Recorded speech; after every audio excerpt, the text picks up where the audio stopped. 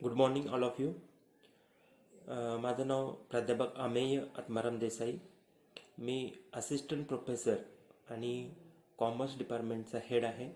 आमदार शशिकांत शिंदे महाविद्यालयामधील कॉमर्स विभागाचा मी प्रमुख असून मी बी.कॉम फर्स्ट या वर्गासाठी इन्शुरन्स आणि मॅनेजमेंट हे 2 विषय तुम्हाला ह्या वर्षी शिकवायला असणार आहे. यातील सर्वात पहिला आपला विषय आहे तो म्हणजे इन्शुरन्स. इन्शुरन्स म्हणजे विमाशास्त्र. विमाशास्त्र हा तुमच्या बी.कॉम फर्स्टमध्ये सर्वात सोपा विषय असं आपण म्हणू शकतो. ह्या विषयाचा सिलेबस जो आहे शिवाजी विद्यापीठ कोल्हापूर यांनी निर्धारित केलेला 2018 पासूनचा सिलेबस जो आहे तो सिलेबस सर्वप्रथम आपण बघणार आहे. यामध्ये सर्वप्रथम युनिट फर्स्टचं नाव आहे इंट्रोडक्शन टू इन्शुरन्स म्हणजे विम्याची ओळख. यामध्ये सर्वप्रथम आपण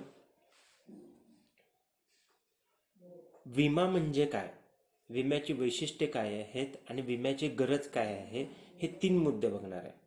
विमा म्हणजे काय आहे तर मनुष्याला विविध प्रकारच्या धोक्यांपासून नुकसानीची शक्यता असते.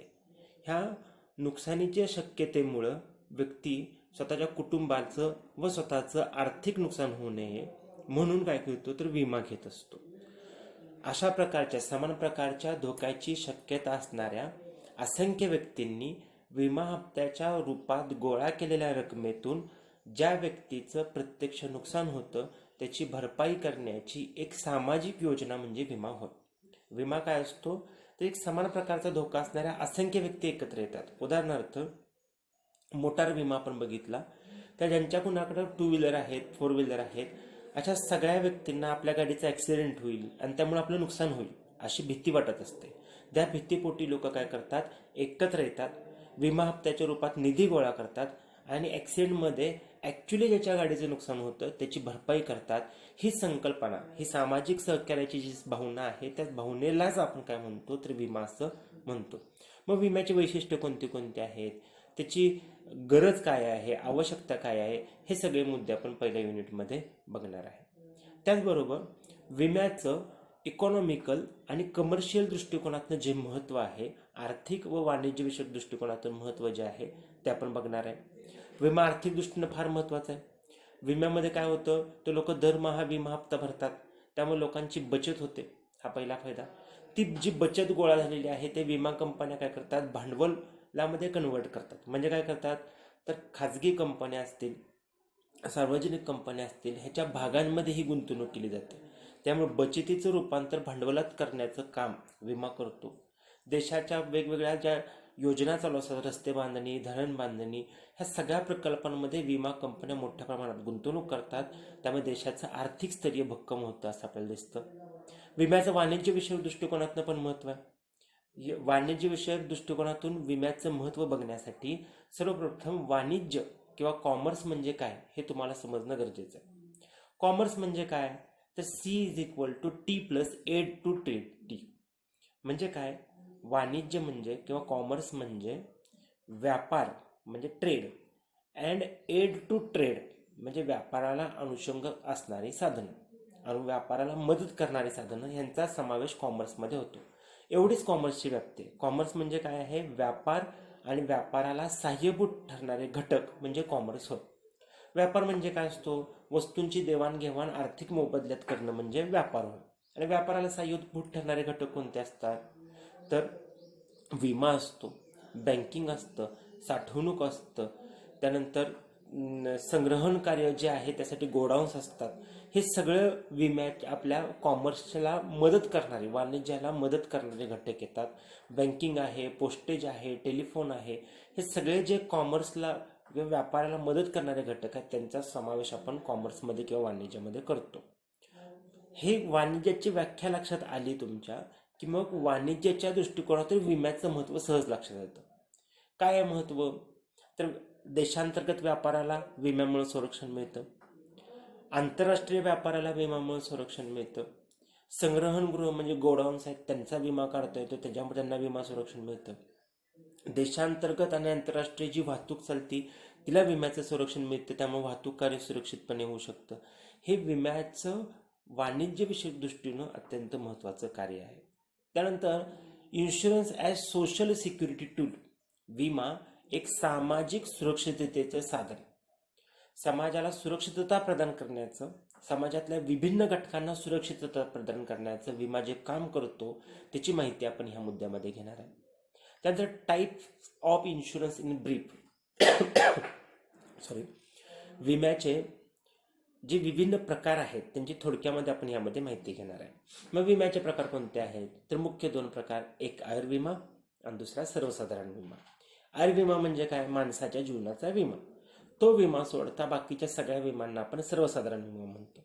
मग या अंतर्गत आयुर्विम्याचे काही प्रकार आणि सर्वसाधारण विम्याचे असंख्य प्रकार आहेत, ज्याच्यामध्ये अग्निविमा आहे, सागरी विमा आहे, अपघाती विमा आहे, पीक विमा आहे. हे सगळे विमा प्रकार आपण यामध्ये ब्रीफली बघणार आहे. त्यानंतर प्रिन्सिपल्स ऑफ इन्शुरन्स म्हणजे विम्याची मूलतत्व. विम्याची मूलतत्व म्हणजे विमा व्यवसाय करण्यासाठी मार्गदर्शन करणारे चौकट किंवा फ्रेमवर्क, अशी विम्याची 5 मूलतत्व आहेत. ही 5 मूलतत्व कोणती आहेत, तर विमे हित तत्व, परमोच्च विश्वासाचे तत्व, नुकसान भरपाईचे तत्व, त्यानंतर संभाव्यतेचे तत्व आणि सहकार्याचे तत्व, अशी विम्याची 5 मूलतत्व आहेत.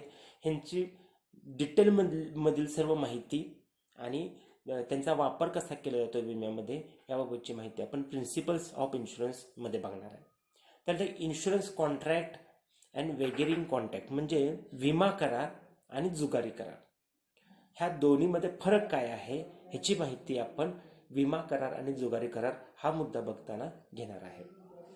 त्यानंतर लाईफ इन्शुरन्स. लाईफ इन्शुरन्स म्हणजे काय, नावातच आहे. लाईफ इन्शुरन्स म्हणजे काय, आयुर्विमा. माणसाच्या जीवनाचा विमा म्हणजे आयुर्विमा. याच्यामध्ये फक्त माणसाच्या जीवनाला प्रोटेक्ट केलं जातं. मग त्याचा अर्थ काय आहे, त्याचे नेचर म्हणजे स्वरूप कसं आहे, नंतर आयुर्विम्याचे वेगवेगळे प्रकार किंवा प्रॉडक्ट्स कोणते कोणते आहेत हे आपण ह्याच्यामध्ये बघणार आहे. वेगवेगळे विम्याचे प्रकार कोणते, आयुर्विम्याचे प्रकार कोणते आहेत, तर सर्वप्रथम आपण बघतो whole life policy. Whole life म्हणजे आजीवन विमा. मनुष्य हयात असेपर्यंत विमा हप्ता भरायचा आणि त्याच्या मृत्यूनंतर त्याच्या वारसाला विम्याची रक्कम मिळते, ह्याला आजीवन विमा म्हणतात. त्यानंतर एंडॉमेंट पॉलिसी, त्याला हयातीतील विमा असं म्हणतात. व्यक्तीनं मुदत ठरवायची, 15 वर्ष, 20 वर्ष, 25 वर्ष, तेवढे वर्ष हप्ते भरायचे. त्या मुदतीत विमेदाराचा मृत्यू झाला तर त्याच्या वारसाला विमा रक्कम मिळते आणि विमेदाराचा मृत्यू नाही झाला तर त्याच्या मुदतीनंतर त्याला ठराविक विम्याची रक्कम जी काय असेल, साठलेले पैसे असतील ते त्याला मिळतात, ह्याला हयातीतील विमा म्हणतात. त्यानंतर टर्म प्लॅन्स आहेत, पेन्शन आणि ॲन्युइटी प्लॅन्स आहेत, म्हणजे निवृत्ती वेतन योजना आहेत, ॲन्युइटीच्या योजना आहेत, वर्षासन त्याला म्हणतात. आणि unit linked insurance plans. Unit linked insurance plan म्हणजे काय, तर युनिट संलग्न विमा योजना. शेअर मार्केटमध्ये आपले जे इन्शुरन्सचे हप्ते येतात त्यातून गोळा होणारी रक्कम शेअर मार्केटमध्ये म्युच्युअल फंडामध्ये युनिट्समध्ये गुंतवणं आणि त्यातून अधिकाधिक परतावा मिळवणं, ह्यासाठी युनिट लिंक्ड इन्शुरन्स प्लॅन, ज्याला युलिप योजना असं म्हणलं जातं, त्या देखील आपण ह्या युनिट क्रमांक 2 मध्ये बघणार आहे. त्यानंतर युनिट क्रमांक 3 आहे लाईफ इन्शुरन्स पॉलिसी म्हणजे आयुर्विमा योजना. आयुर्विमा योजने म्हणजे काय, त्याची आयुर्विमा उतरवण्याची कार्यपद्धती काय आहे हे आपण यामध्ये मुख्यत्वे करून बघणार आहे. आयुर्विमा उतरवण्याची कार्यपद्धती जी स्टँडर्ड प्रोसिजर आहे ती प्रोसिजर आपण बघणार आहे. आजकाल आपण ऑनलाईन विमा योजना उतरवतो. आपण कोणत्याही इन्शुरन्स कंपनीच्या वेबसाईटवर गेलो की आपण ऑनलाईन विमा देखील उतरवू शकतो, त्याचीही ब्रीफली माहिती आपण ह्याच्यामध्ये घेणार आहे. त्यानंतर पॉलिसी कंडिशन्स म्हणजे आयुर्विम्याच्या अटी व शर्ती, आयुर्विमा कोणत्या अटी व शर्तींवर तुम्हाला दिला जातो त्याची माहिती आपण ह्यामध्ये घेणार आहे. आणि सेटलमेंट ऑफ क्लेम्स म्हणजे नुकसान भरपाई मिळवण्याची कार्यपद्धत. आयुर्विम्यामध्ये 2 वेळा विमेदाराला पैसे मिळू शकतात. एक, विम्याची मुदत पूर्ण झाल्यानंतर विमेदाराला पैसे मिळणं आणि दुसरं विमेदाराच्या मृत्यूनंतर पैसे मिळवणं. ह्या दोन्हीची कार्यपद्धती आपण याच्यामध्ये बघणार आहे. त्याला युनिट क्रमांक 4 शेवटचा युनिट आहे insurance, life insurance business in India, भारतातील आयुर्विम्याचा व्यवसाय. ह्याच्यामध्ये सर्वप्रथम आपण बघणार आहे growth of life insurance business after privatisation म्हणजे खाजगीकरणानंतर आयुर्विमा व्यवसायाचा भारतात कसा विकास झालेला आहे ह्याची माहिती सर्वप्रथम आपण घेणार आहे. त्यानंतर evaluation of performance of LIC of India and private companies. म्हणजे भारतीय आयुर्विमा महामंडळ ही सरकारी कंपनी आहे आणि इतर खाजगी विमा कंपन्या ह्यांच्या कामगिरीचं मूल्यमापन हे आपण ह्याच्यामध्ये बघणार आहे. त्यानंतर IRDA, insurance regulatory and development authority, विमा नियामक व विकास प्राधिकरण कायदा 1999 हा कायदा सर्वप्रथम संमत झाला आणि त्यानंतर विमा व्यवसायाच्या खाजगीकरणाला सुरुवात झाली. तर IRDA कायदा नेमका आहे काय? नंतर IRDA, insurance regulatory and development authority, म्हणजे विमा नियामक व विकास प्राधिकरण, ह्यांचं स्ट्रक्चर कसं आहे, ऑर्गनायझेशनल स्ट्रक्चर, ऑर्गनायझेशनल सेटअप आणि त्याची कार्य काय आहेत ह्याची माहिती आपण या युनिटमध्ये घेणार आहे. 1991 पासून भारतामध्ये खाजगीकरण, उदारीकरण आणि जागतिकीकरणाचं वारं वाहू लागलं आणि विमा क्षेत्राचं पण खाजगीकरण करावं अशी मागणी मोठ्या प्रमाणात उभी राहिली. पण जनरली खाजगीकरण म्हणजे आपण काय बघतो, तर एखादी सरकारी कंपनी खाजगी व्यक्तीला विकणं म्हणजे खाजगीकरण. पण विमा व्यवसायाचं खाजगीकरण झालं म्हणजे काय झालंय, तर विमा व्यवसाय करायला खाजगी कंपन्यांना परवानगी दिलेली आहे. पूर्वी विमा व्यवसाय करायला खाजगी कंपन्यांना परवानगी नव्हती.